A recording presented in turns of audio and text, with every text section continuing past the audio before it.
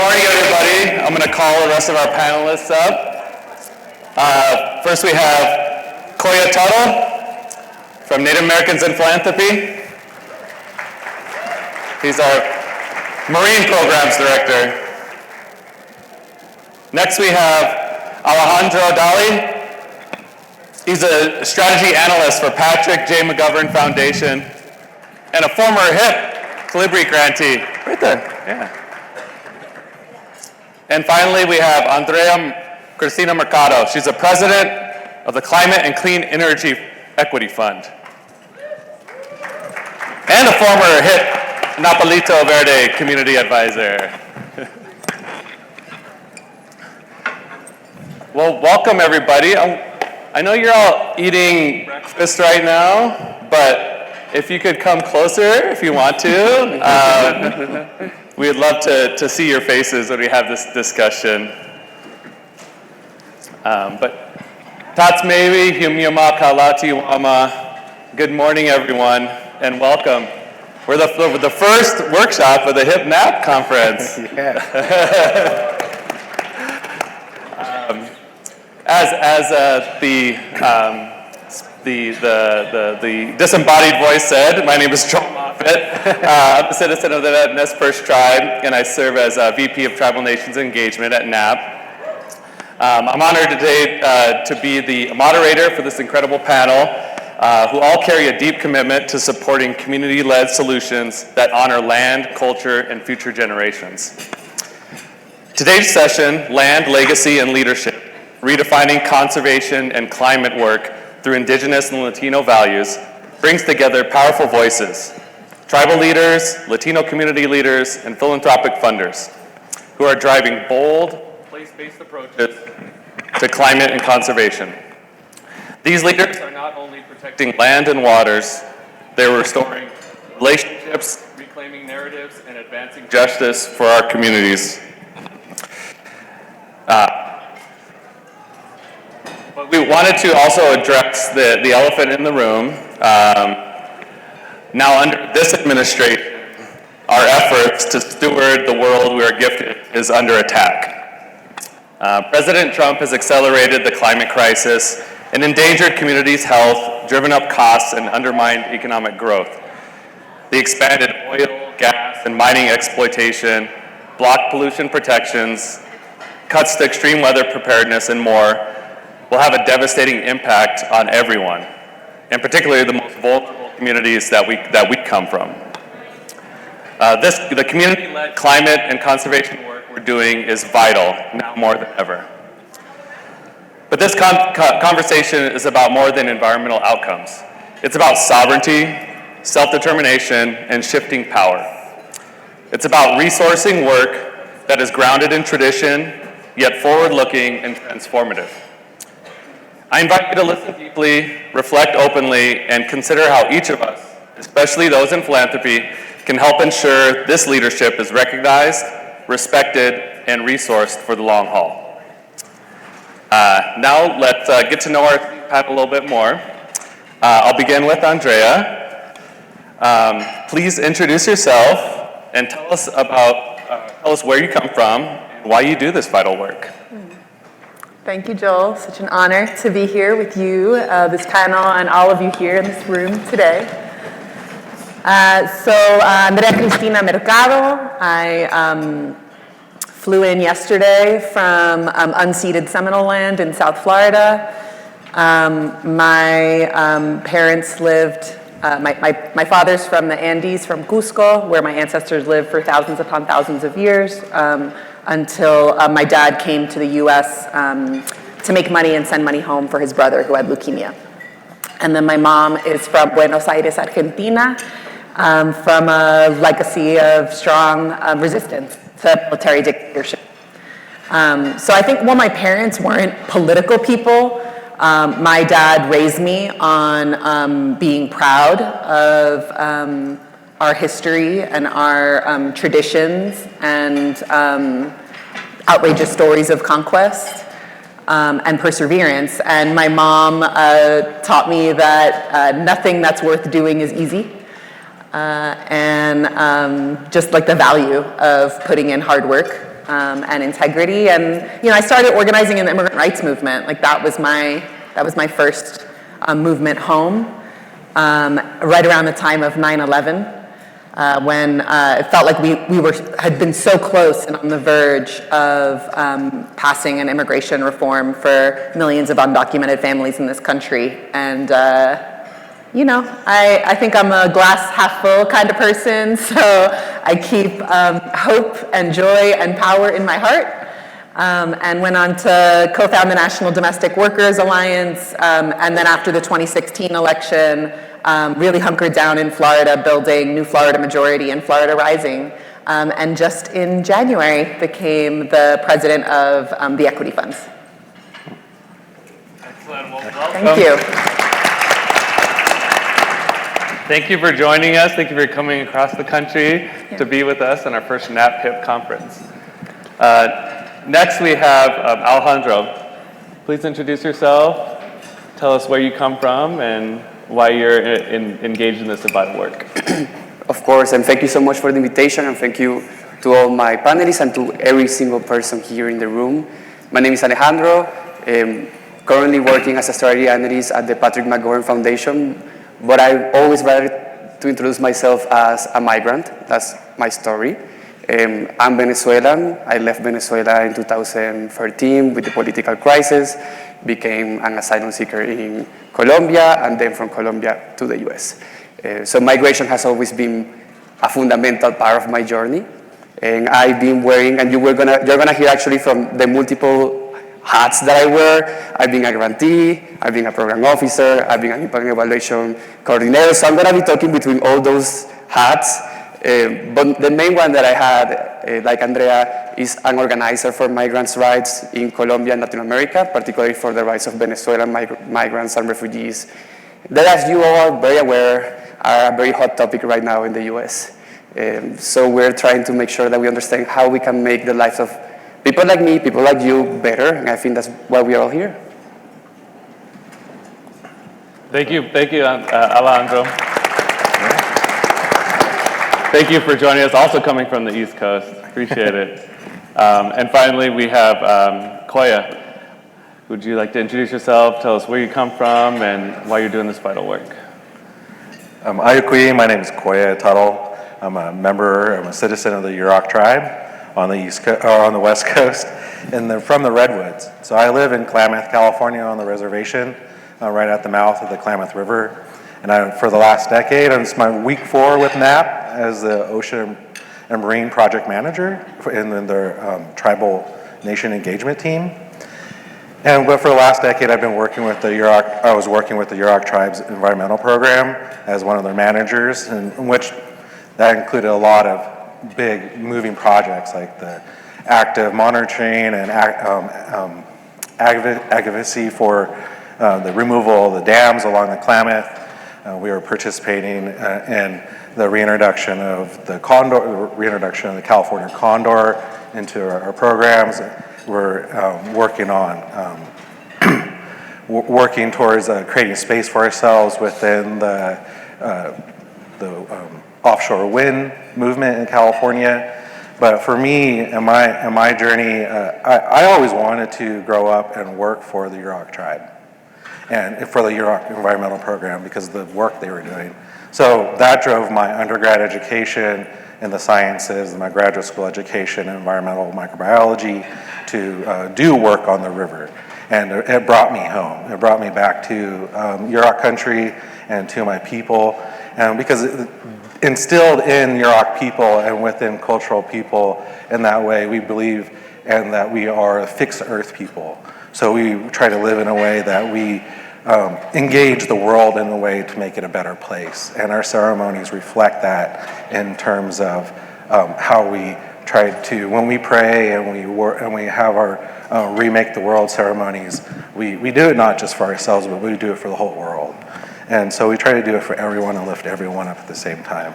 So as moving forward, we always bring those values forward, and that's kind of always been a driving factor for me and how I see the world and how I engage others.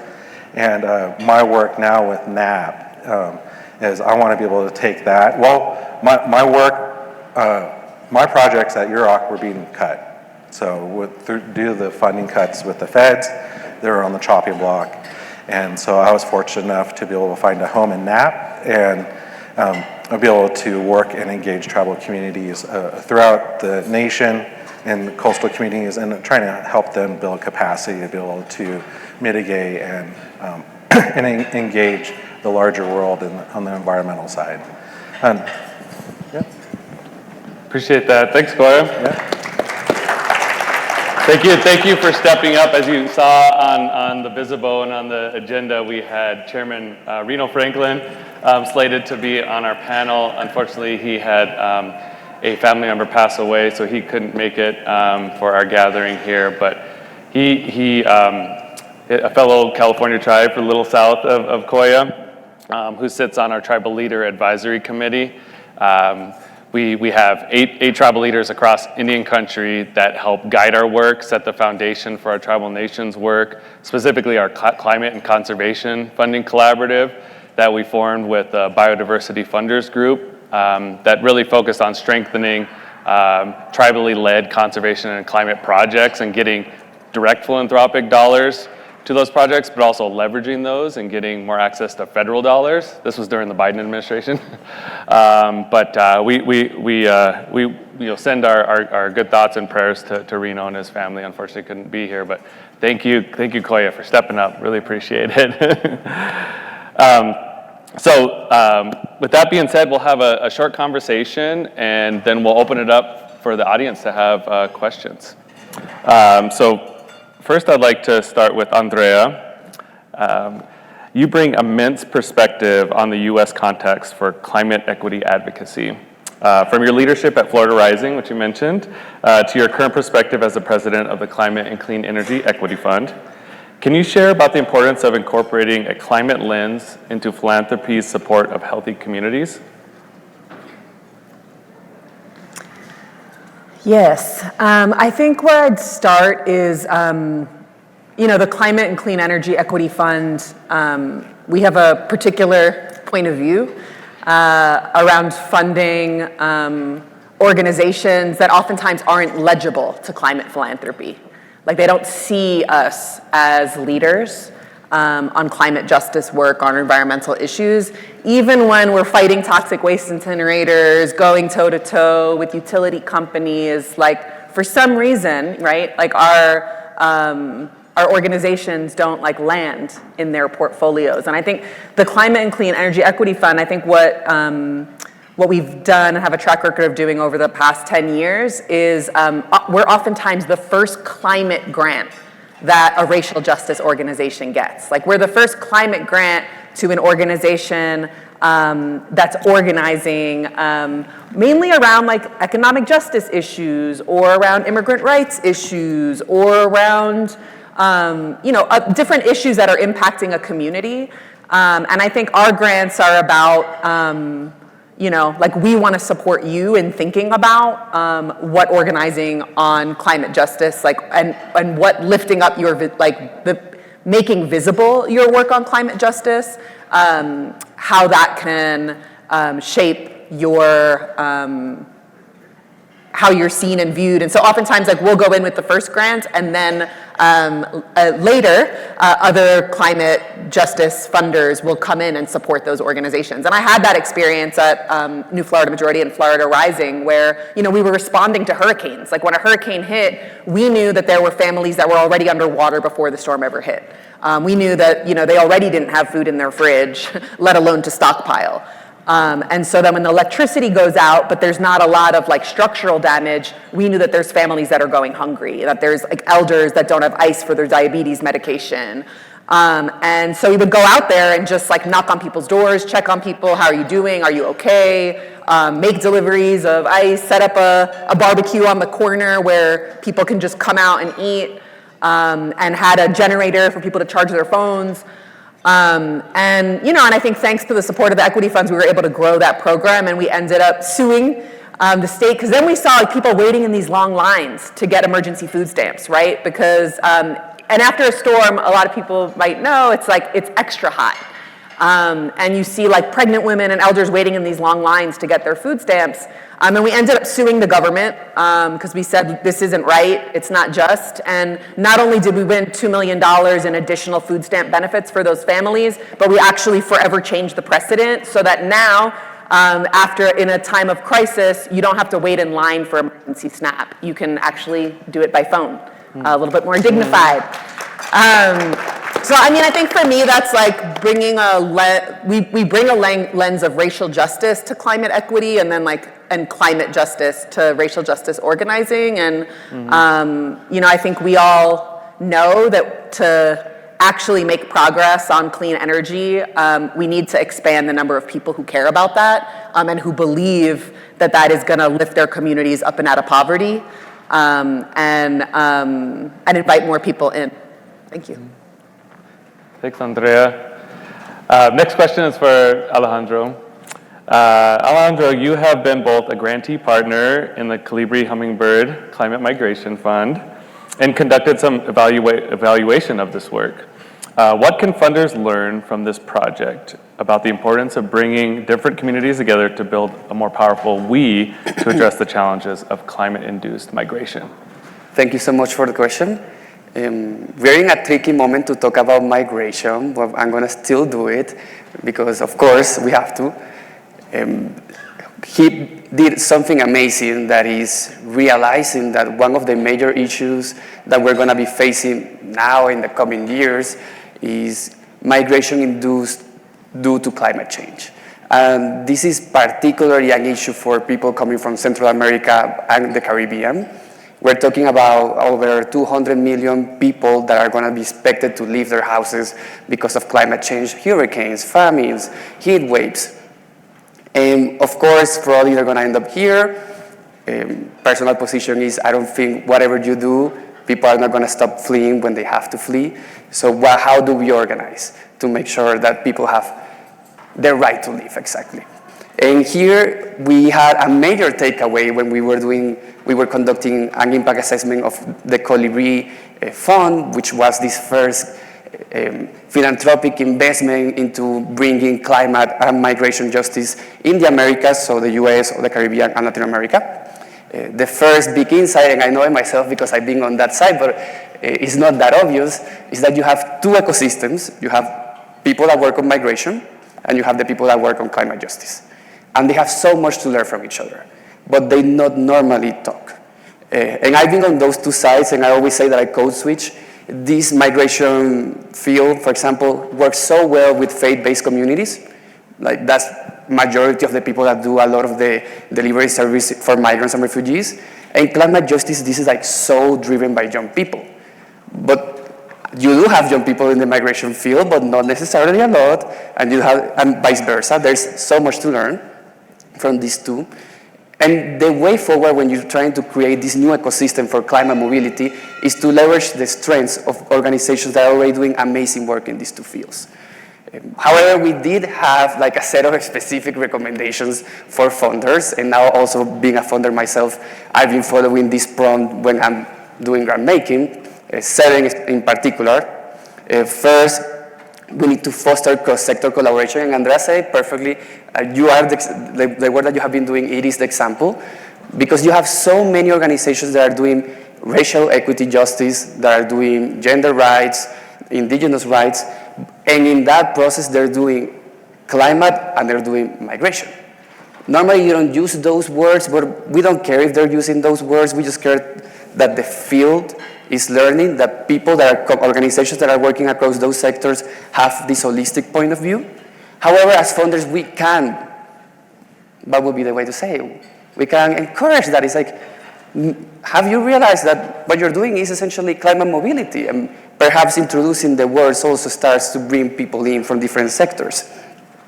Second, we need to try to prioritize trust-based, long-term philanthropic funding.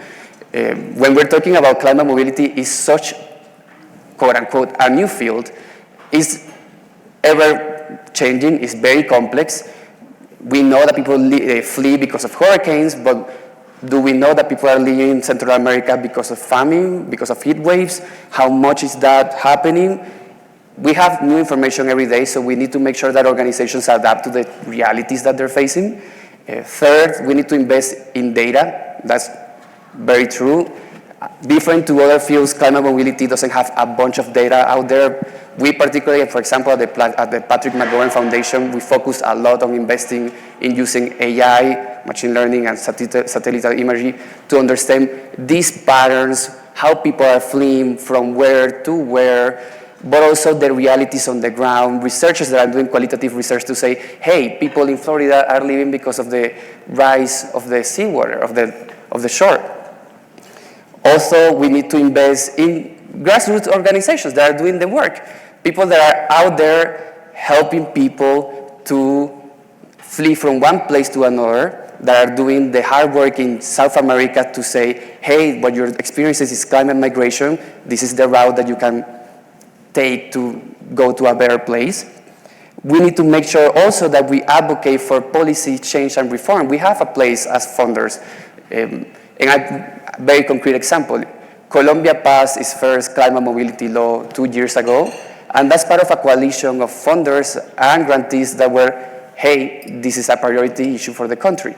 And we can make sure that in the countries that we operate, or the states that we operate in the US, states or legislators are passing legislation for climate mobility. And lastly, we need to facilitate collaboration.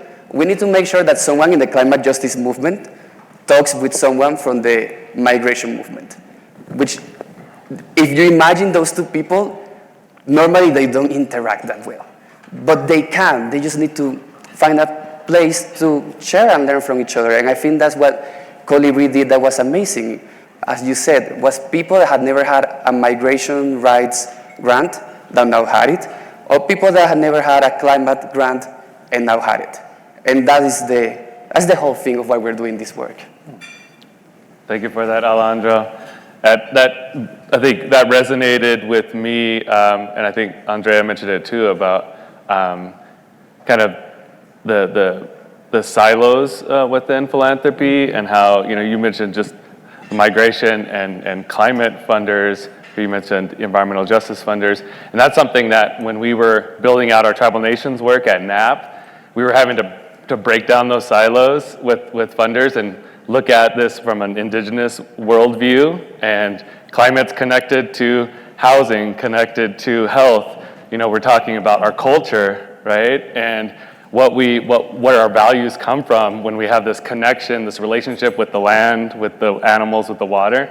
And that's just as important and connected to the work that we're doing on energy transition and getting off of onto renewables. So we're, when a funder, when we're talking to like a biodiversity funder, we're saying, well, you're actually funding climate work as well, and trying to break down those silos. So I think that's a really important point that both of you have made.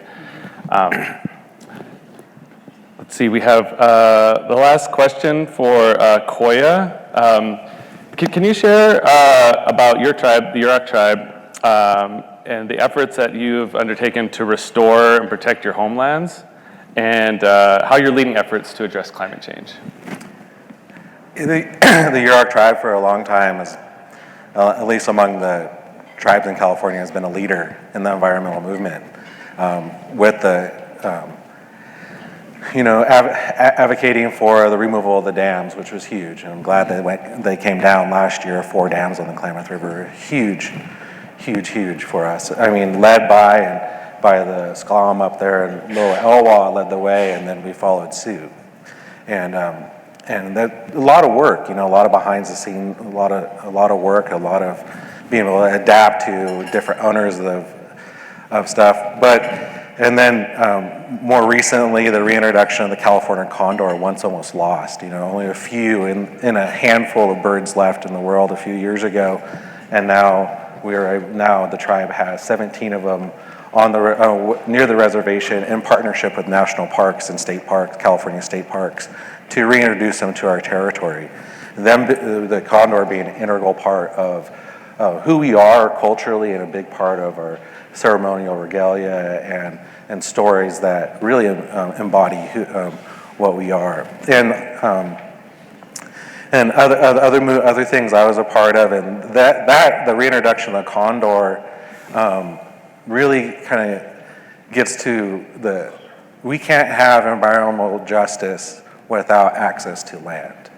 So, and for us, you can't have one without the other for Native people. So for us, it's always advocating and pushing for access to land, return to land, land forward or land back, whatever you want to call it, but we need it back. And me moving back to the reservation was very much part of that, because we just bought a home that used to be the timber company's CEO had. So we're like, now it's mine, and now it's back in our hands. So I'm happy to see that. And so access to land has moved forward. The state of California had, in a lot of ways, has been cooperative, and their ears have been open, and they've been working with us. But in other ways, it's been difficult too. So as we talk about climate change and moving forward and what we need to do to work that, it's been very hard for tribal governments to create a space in the renewable energies arena, and having the capacity to within the tribal government to have those expertise, to have a voice, to be able to come up with those talking points, to be able to know what we're talking about when it comes to offshore wind, when it comes to microgrids and all those other things. And then so moving forward, at least with our program, we're really going to be looking to try to help tribes develop that capacity through regranting and building that capacity to be able to help them create space for themselves to be able to have a voice in what policies are moving forward. And with environmental justice for the North Coast, with my job now with working with the Marine program, there is the Marine Protection Act that California passed a number of years ago. And at first when it came out, California just like, these are going to be the marine protected areas throughout California, and without any consultation with tribes. And so they railroaded Southern California, they railroaded North Central California, they railroaded, but they got to the North Coast. And we're like, no, that's not how it works. And we really kind of put a stop to it. And like, this is our territory, we have a say in what happens here.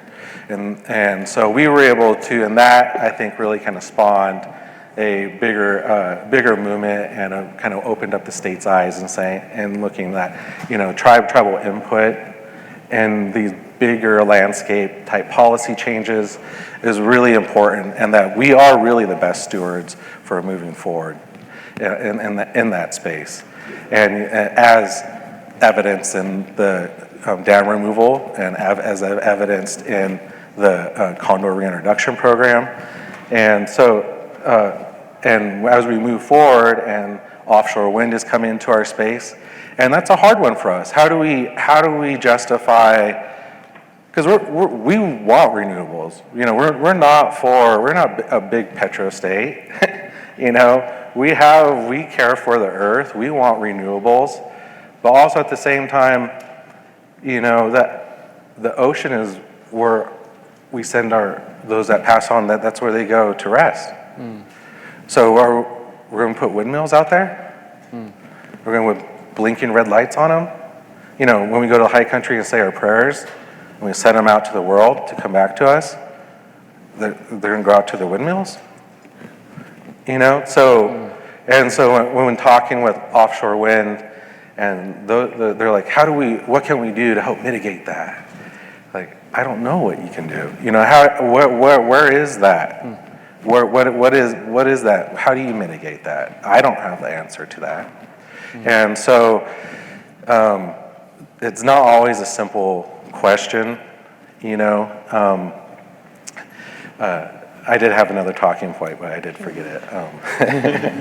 But I think for the tribes and moving forward, and we've done all this great work, but there is the renewable energies is coming down the line. The state of California is going hard into, and it's coming. And how does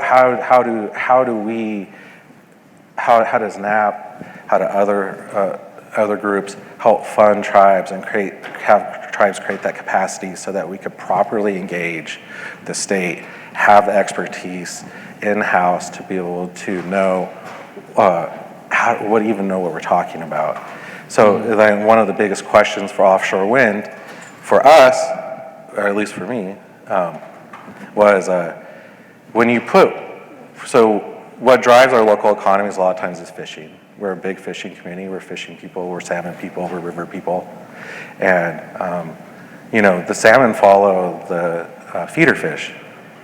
What drives the feeder fish to the coast is the upwelling of nutrients. It's it's all the little microorganisms they're eating on and the plankton and stuff. And what drives that is the upwelling in front. What drives the upwelling? It's the wind that comes across the ocean. So what happens now when we put big 1,200 foot wide propellers, 7,000 of them in a 5,000 acre space that blocks the wind coming to our shore? And when we ask, what's the impact of that? Like, oh, we don't know, but the anchor points on those for the windmills, they'll create ecosystem at the bottom of the ocean for the fish.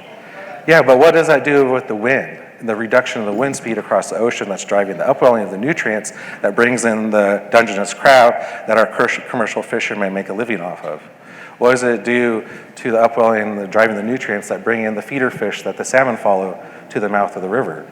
They don't have those answers. So for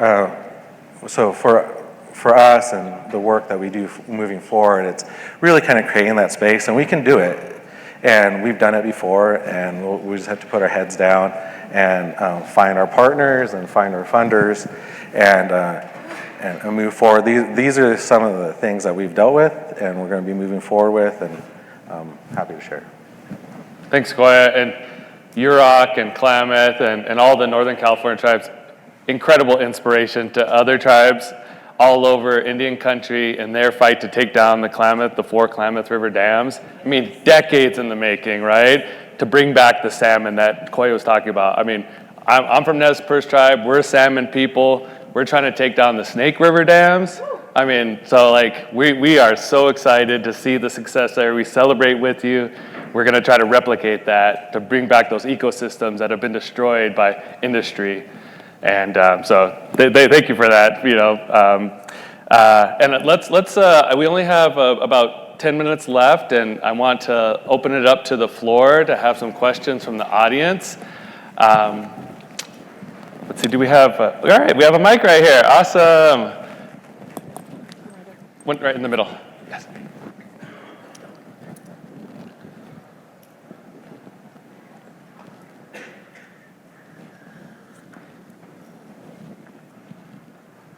Hi, good morning. Thank you so much to all of the panelists. My name is Maya Soto, and I work for the American Indians in Texas at the Spanish Colonial Missions.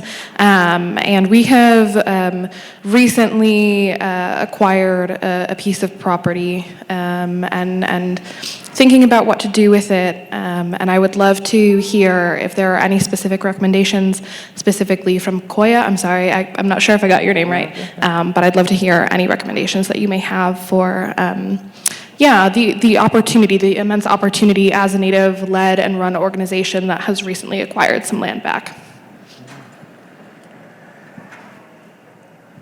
Yeah, without really knowing what's on that land, but getting the land back is, right, we can't have environmental justice without access, right? So making sure that, finding a way that that property is accessible to community and making it part of community and having community input in how that land is used is really important, right? But making sure, taking out the invasive, do all the things that you need to do to make it yours again, but then also opening up to the community and having it accessible.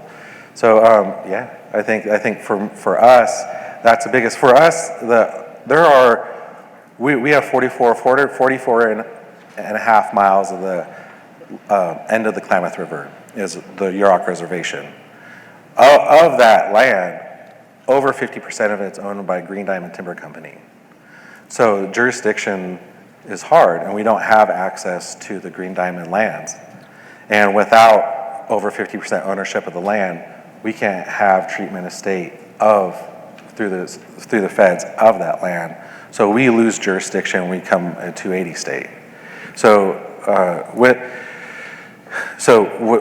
Jurisdiction's an interesting issue because for us, I moved home, I'm on the res, and that's my safe place. But it shouldn't be like that. You know, for Native people, environmental justice, true environmental justice is where Native people feel safe everywhere. You know, that's environmental justice. It shouldn't matter what jurisdiction you're in. Environmental justice is Native people should feel safe wherever you're at.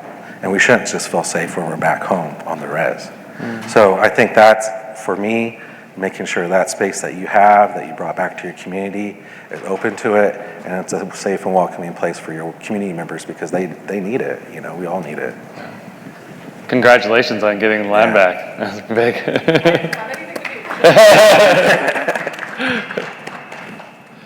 Hey, y'all, thank you so much for this conversation. I mean, you guys are hitting all of the buttons for me. I work in Central America. My name is Sebastian Africano. I run Trees, Water, and People out of Colorado. We work here in New Mexico, throughout Mexico, Honduras, Guatemala, El Salvador, on climate and migration.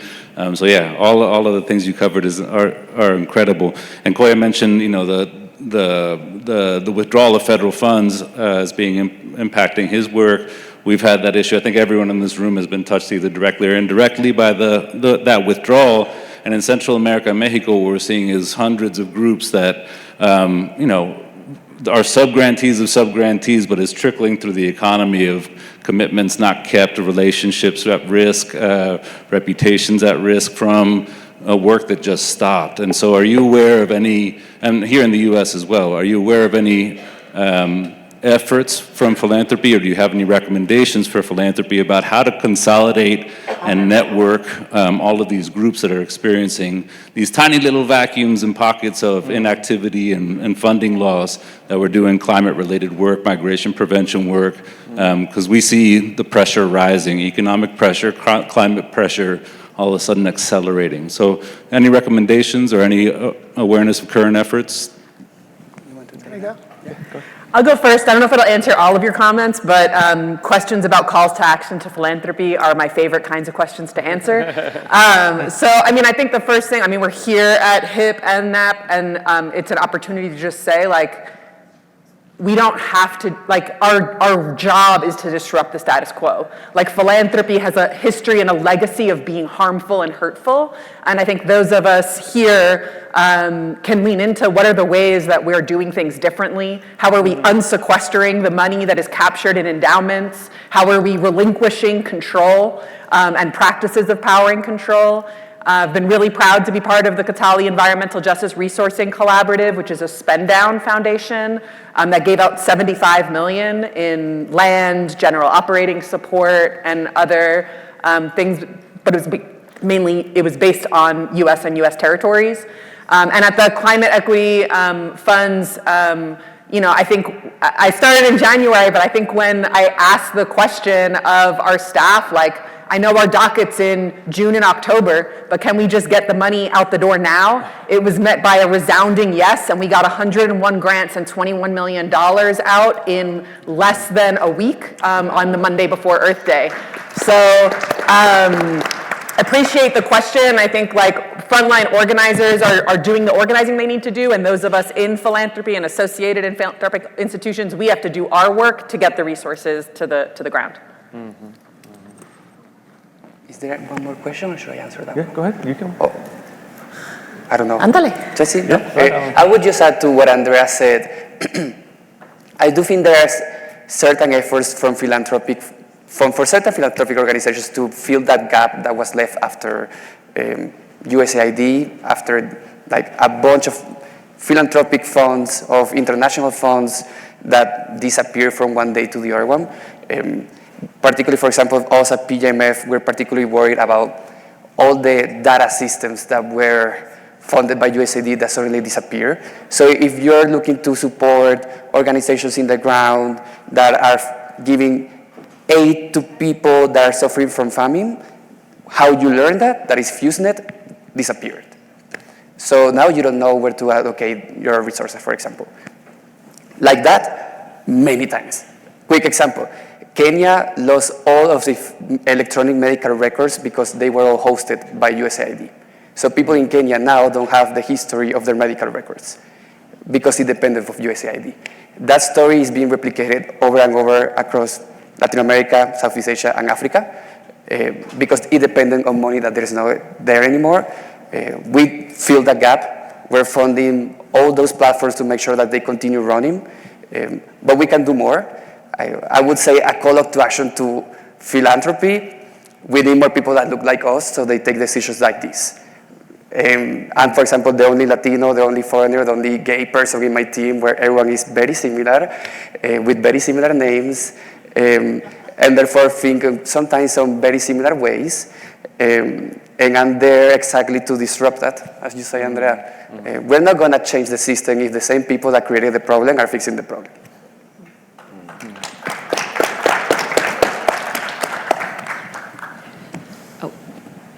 Hey, hello, hi. My name is Crystal Murillo. I'm the Executive Director of Colorado People's Alliance. And my question is for Andrea. Full transparency, we are a grantee. Lydia is my program officer. This was not planned. What you said about being kind of the first one in terms of like creating access to organizations like ours, like we do base building, community organizing, and then kind of opening the door for access for like our, other pots of funding or other philanthropic initiatives to kind of really see the benefit and the intersectionality. My question is, how can we support, or how can we continue to build that infrastructure, but an accountable infrastructure? With all of the shifts that are being made, I've heard, concerns that large foundations want to cut out kind of the national networks, potentially directly fund organizations, which I don't think is necessarily good or bad. My concern, though, is as quickly as money can come in, it can leave. So I guess my question, and I guess this could be for all of you, but I'd be really interested to hear your thoughts on how do we create that less of a transactional type of infrastructure and an accountable philanthropic infrastructure, especially for climate work. Yeah. I mean, I think a lot of people have been probably thinking about this question, and it's one that we can continue over, the conversation we can continue over the next few days. But I don't know, I believe deeply that like this is not a time to like stop funding organizations that you have been funding. Like this is not a time to kick people off the bus. Like this is a time to renew your support of the organizations that you have been supporting. And if you want to invest in new strategies, you have to get more resources to fund those strategies, So I think making a case for like this, like with the level of violence that's being unleashed, the strategies that we set, at least I think for us in our perspective, is like, how do we continue to support the organization that you've been in long-term relationship with? But how do we create more accountability? I don't know, more, I guess I would invite more. I'm sure Lydia has answers to this question, actually. But, I think it's like a lot of transparency, and that's hard in this moment because a lot of foundations, I know at the Equity Fund we took our list of grantees off of our website because, we're trying to limit the access that the forces of people that want to destroy us have, So I think with information becoming less accessible, that creates a barrier to accountability. But I guess I'd tie it back to HIP and NAP and EGA and like other grant making, philanthropy serving organizations, I think play a really critical role in documenting and gathering the data and sharing out the information so that we can understand where are philanthropic dollars going and where are they not going, how do we expose that, how do we have a conversation about it. But I think the real challenge right now is a lot of people were feeling pressured to invest in Indigenous-led, Black-led, Latino-led, people of color-led organizations, and the pressure is off. And therefore, a lot of people are, there are some people who are doubling down and really investing in the organizations that they believe in, and I think there are others that are retreating in really disturbing and distressing ways, and I think we should talk about it. Well, thank you for all the questions. Apologies we couldn't get to the last one, but you can meet the panelists afterwards. But thank you so much to all the panelists, Andrea, Alejandro, Koya, for this wonderful discussion. Thank you all for being here with us to witness it and to ask your wonderful questions. And yeah, we'll be here throughout the week. I think there's also on the Bizzabo app, there's a way you can provide some feedback and do a survey. So welcome that as well. But thank you so much for this discussion and for being here.